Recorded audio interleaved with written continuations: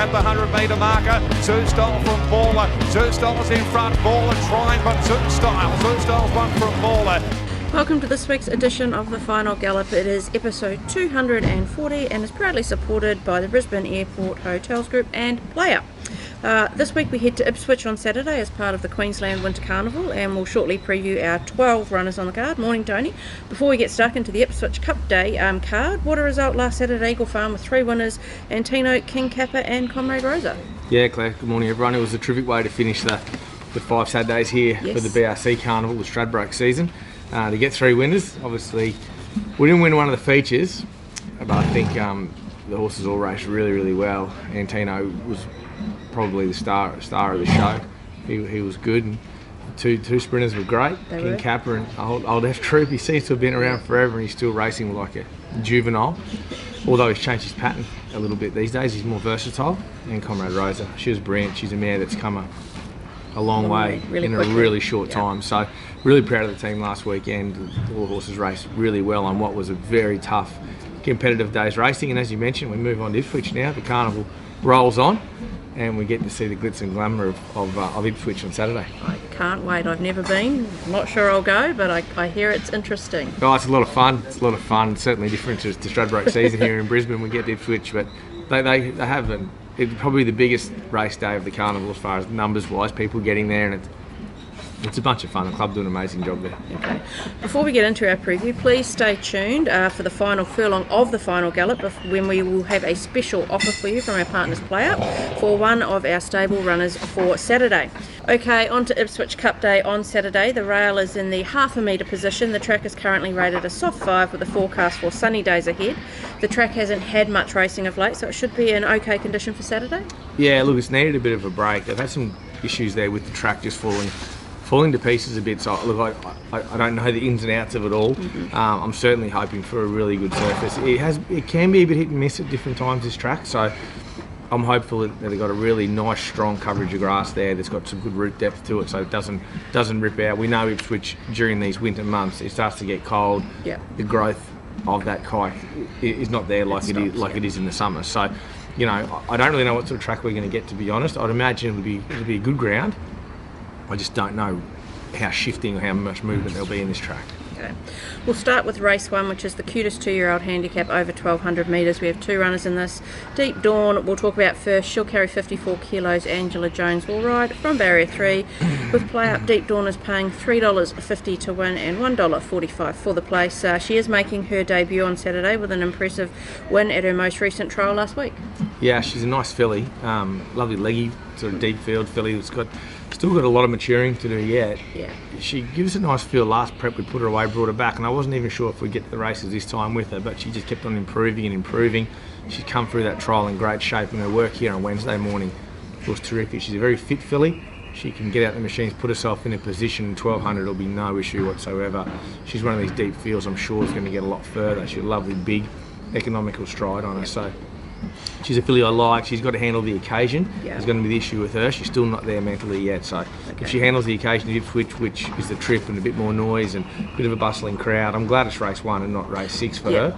But I do expect her to step out and race well. Okay. Second runner we have is Omalana. She'll carry 53.5 kilos with Kyle Wilson-Taylor on board, barrier 9.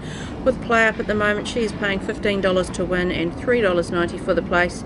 She did make her debut back in December as an early 2-year-old before being put away. She has come back nicely this preparation and has been improving from trial to trial. Yeah, she has. She gave me a nice enough feel last time. I took her to the races and she disappointed, and I probably went there too soon. I should have tipped her out. This probably should be her first run this time in. It gives me the feel that 1,200 will really suit her. Drawn a bit wide, there's good speed in this 2-year-old race. A lot of these want to get out and get on their bike where she can just sit back behind that speed, and I just want to see her strong late.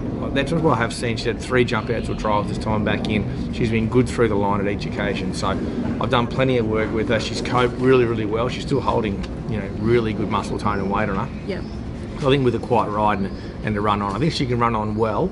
Not sure if she can win, but she can certainly race well, and it's the right race to kick her off in. How are you going to split the two of them? Deep Dawn goes ahead. I think she can use natural speed, be handy, and she's a nice filly. Okay.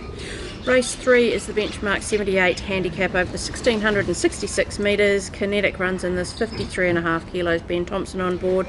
She has drawn barrier 14. With PlayUp at the moment, Kinetic is paying $9 to win and $2.90 for the place. She did put 2 wins together before last start 7th at Eagle Farm. Has run up well at Ipswich before, including a strong win there last time. Yeah, she has raced well at the track. It was a really messy race at Eagle Farm the other day. Yeah. I'd rather forget it, to be honest. It didn't really pan out as we expected early, then we dragged back off a slow speed and then got blocked for a run halfway down the straight, and she was still good through the line. Yeah. I quite like this mare. She's come back a really nice mare this time round. Completely different. I kind of like her at the mile. I just hate these wide draws at the mile, which does make your life a lot harder than probably what it needs to be. So I just need to assess where I think we're going to get in the run here. Yeah. She's very fit, very well. I think this race is actually a step down from the Eagle Farm race the other day, which is in our favour, and the lightweight helps us. But I want to look at my other options I have for her. Yep. We'll run here if this is our best option. But Okay. if not, we might not take part. Okay. Race 4 is the Provincial Stayers final benchmark 78 handicap over the 2,500 metres. Flensburg runs 57 kilos. Angela Jones rides barrier 6. He is paying $8 to win and $2.70 for the place. With PlayUp, he's rediscovered his mojo of late in his last 2 starts, both at Ipswich, won dominantly over the 2150 and then in a lower grade, and then was strong late for second over the 2,210 metres. Yeah, he was great through the line the other day, and he steps out to the 2,500 now. There's no reason he won't run the trip. He's just got to get him to relax early. Once he switches off early, the rest of the race is pretty easy. Ange knows him very, very well. The horse has been great dropping him back from Saturday back to the provincials. Most of these horses have had to qualify for this race. There's conditions. You get into this race against 5 runs outside the metropolitan area in the last racing season, or the last 12 months. So all these horses had to make that qualifying rank, which he has. Yep. So most of these horses would have been set for this race a little while out. I'm really happy with this horse's preparation. He heads into the race nicely. He's drawn well. She can just switch him back off midfield, put him to sleep, and give him plenty of a nice amount of room getting into the race. So if he can swoop into the race with an uninterrupted run from about the 600-700, he can race very, very well. He's definitely found his right race. Okay. Race 5 is the Class 6 handicap over the 1100 metres. Shamrock Lou will start with 56.5 kilos. Angela Jones rides him from barrier 3. With PlayUp, Shamrock Lou is playing $9 to win and $2.80 for the place. He hasn't had much luck this prep so far, but he's finally drawn a gate. Last start in the listed Chief De Beers, he was blocked for a run in the straight, but lost crucial momentum when he was just coming into it. Yeah, it was just a really messy race. I think he was riding very impatiently. And Cole rode him quite impatiently that day, and that was up to the top grade where he was at. This distance suits. He's come back in grades. A couple of younger horses here, Tadwell and Deeple comes out of that race, and obviously he was quite good. He's an emerging sort of horse, but he can run really well, this bloke. Good draw, and she can just step and just relax in a nice spot midfield, and then he can just get into the race strongly. He's a definite one for exotics. Okay. Race 6 is the listed T.L. Cooney for the 3-year-olds at set weights over 1,350 metres. We'll have 2 runners in this on Saturday. Count de Beans is the first one we'll talk about, who's just chilling over there. He was being friendly before, but he's just having a little rest at the moment. He'll carry 57 kilos. Ryan Maloney will ride barrier 9. He's paying $5 to win and $2 for the place. With PlayUp, was a close third last start over this distance at Doomben, with the winner coming over the top late. Soft trial under a hold last week to keep him up to the mark. Yeah, he was good. It was a pretty firm track at Doomben that day. I really hope this track's got a bit of juice, and if it does, it'll help this bloke a lot. Yep. I spaced his runs out. He had a pretty busy start to the prep. Eagle Farm and up the Rocky, then back to a good 3 at Doomben. I think a good spacing into this with a nice soft trial. I'm really, really happy the way he's going. I think he's spot on. He's fitting well. You'll see him as good here as in the summer. It's just a matter of the conditions are there to suit. If he can get his toe into the ground at all, it'll enhance his chances. He's one of the best chances we got on the day. He just needs the ground to suit. Okay. The other runner we have in this race is Chairman. He'll carry 57 kilos. Jimmy Orman will ride barrier 10. With PlayUp, he's paying $14 to win and $3.90 for the place. He did win early in his prep over 1,200 metres. Last start was in a listed race over 1,200 metres, and despite being 5 lengths off the winner, his race was better than it looked on paper. His runs have all been good, to be honest. He got caught deep the other day. All his runs have been good. He was back in a good race. He's racing really well. I don't love the barrier. Barrier is pretty disappointing for him.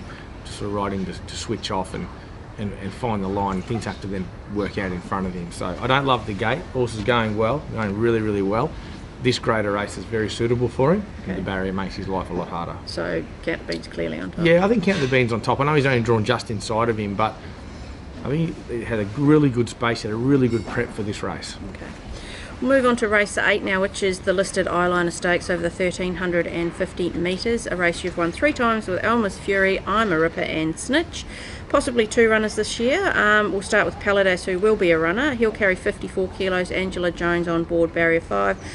He's currently paying $17 to win with PlayUp and $5 for the place. 2 seasons ago as a 3-year-old, he was a head second at this track and trip in the Cooney. He doesn't win out of turn, and he needs a lot to go right in his race to contend with, which didn't happen from last start. Yeah, but he's probably in the right race for that. None of these horses win out of their turn. They're up to that grade where they are taking in turns of winning. I thought his first up run behind Antino was terrific. His second up run, he's running to the same horse again, but he was just trapped off the track. He never got cover and be able to run onto them. Yeah. And I thought he was really poor late. So we've spaced his runs out a little bit. I've been really happy with his work since. He appears to be in great shape. He's drawing low. He gets the right run. He's a horse that if you back him, he'll be disappointed. If you leave him out and he wins, he'll be disappointed. He's won either way, but he's easily got the ability to run well in a race like this. He's just got to get the right sort of run. I'm sure Ange will give him that off this low draw. Okay. Second runner who might run is Love Sensation. She is third emergency. She'll carry 54 kilos and she has drawn barrier 17. She's currently paying $34 with PlayUp and $9 for the place. She wasn't far off them in the listed silk stocking 6 weeks ago, and she has had a trial win since.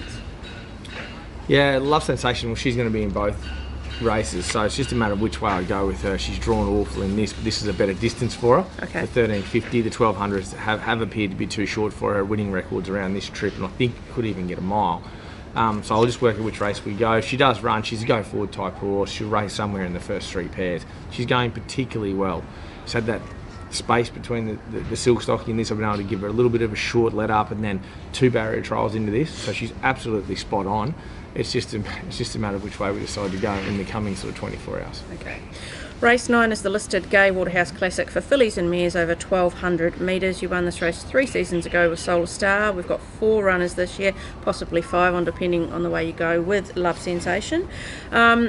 And we've got another emergency as well. So we'll start with Sneaky 5. She'll carry 59 kilos. Jimmy Orman will ride from barrier 6. She's currently paying $10 to win and $3.30 for the place. She is a dual stakes winning mare and looked a chance at the furlong last start in the listed Helen Coghlan, but didn't let down to run 5th. Did have a nice gallop on Tuesday.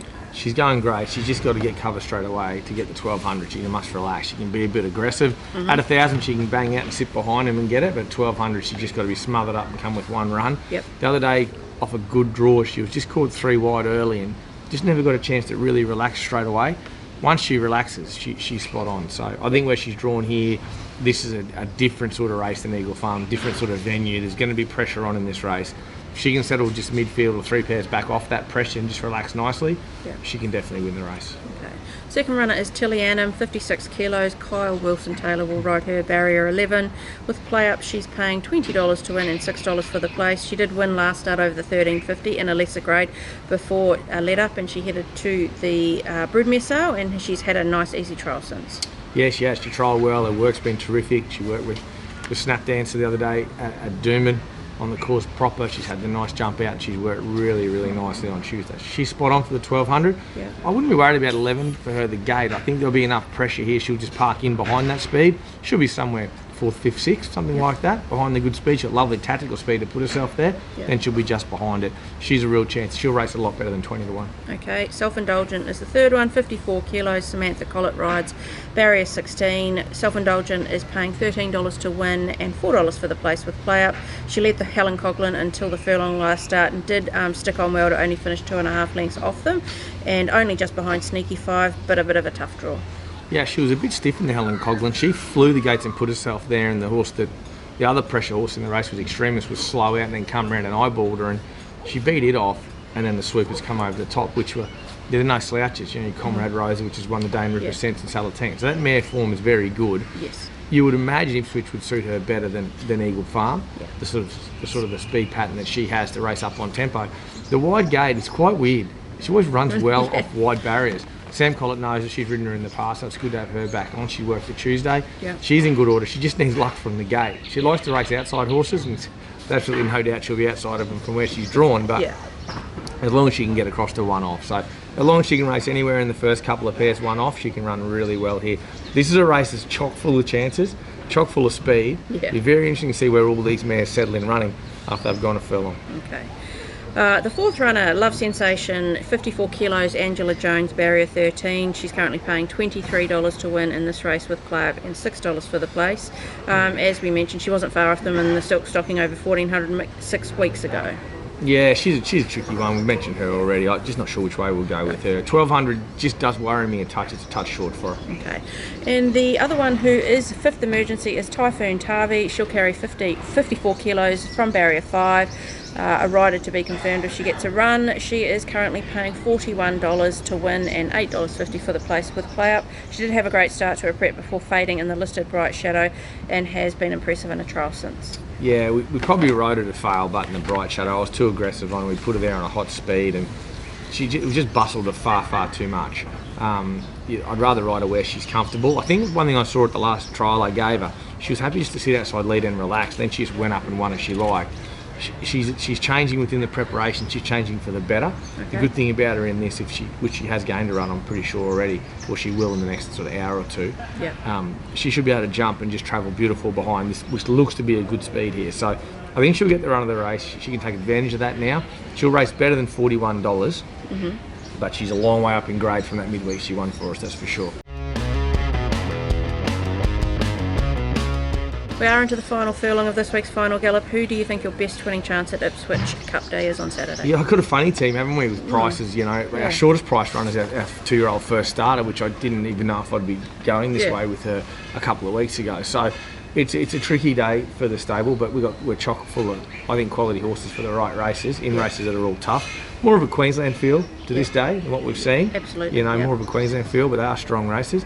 I'm going to go with, I think Flensburg is my best. Flenzy. I think he's in the really found the right race for himself here. Okay. Your best each way chance? I'll probably go shorter for the each way. Yeah. I certainly, if I knew there were showers around, Count the Beans would be for sure, and I'm going to stick with him. Okay. I like him in this 3-year-old race. I think he's a really nice horse, and I love the fact being able to come off him a little bit in his prep, then really set him up for this race. And I did that in the summer with him. And he come out and he should have won the Vo Rogue. Yeah. He gives me exactly the same feeling to this. Okay. Your best at the provincials, we've got the Sunshine Coast on Friday and Sunday. Sunshine Coast, Friday and Sunday I absolutely hate because the rail's out 10 metres there, which I despise. Yes, too many hard luck stories. Yep. But I like busting. I really like the horse. So whatever you do there, team, if you back him and he gets beat because he finds the wrong part of that track because it's on a crown where the rail is, stick with him. He's absolutely flying. He's in for a brilliant preparation. His preparation's timed a bit at the end of this carnival onwards, and you're going to see a really nice horse this time round. Okay, your best track worker this week? All 3 pairs that went over the course proper were great. Chairman and Count the Beans worked here early in the morning and they did what they needed to do with Ormond and Maloney in the saddle, but the 3 pairs over there were terrific. Hard to sort of split really between the likes of Self-Indulgent was great, Sneaky 5 and Tilianam. They were all really good, so the mares all worked great over there. So I know that the last race they gave Waterhouse, it's a very open race. It is. I could not be any happier with all of our mares' preparation into it. They're all absolutely Mickey Mouse for Saturday. Okay. Your performance from the stable for the week? Look, it's a tricky one. Which one do you choose? King Kappa did it, only leader to win at Eagle Farm all day.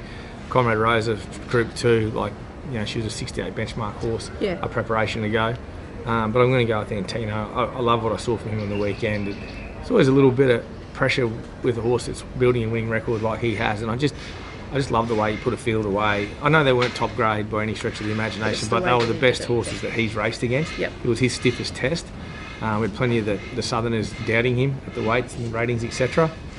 And he did the job, and he did it with a dead set apostrophe behind it. He did a great job. So Antino's my performance of the week, and we're just really proud of the team here and the way we turned our horses out last Saturday. I think it was a credit to all the boys and girls here who did such a good job. Absolutely. Now, I did mention earlier about a special offer from PlayUp for Saturday. Well, this week they are going to offer $3 for Sneaky 5 to run top 5. Last week they did offer $2.50 for Antino and King Kappa to both run top 4, which they did, and it ended up being money for jam. That was money for jam, really. Top 4 for both those. Jeez. I mean, I must admit that the Hinkler was a tough race.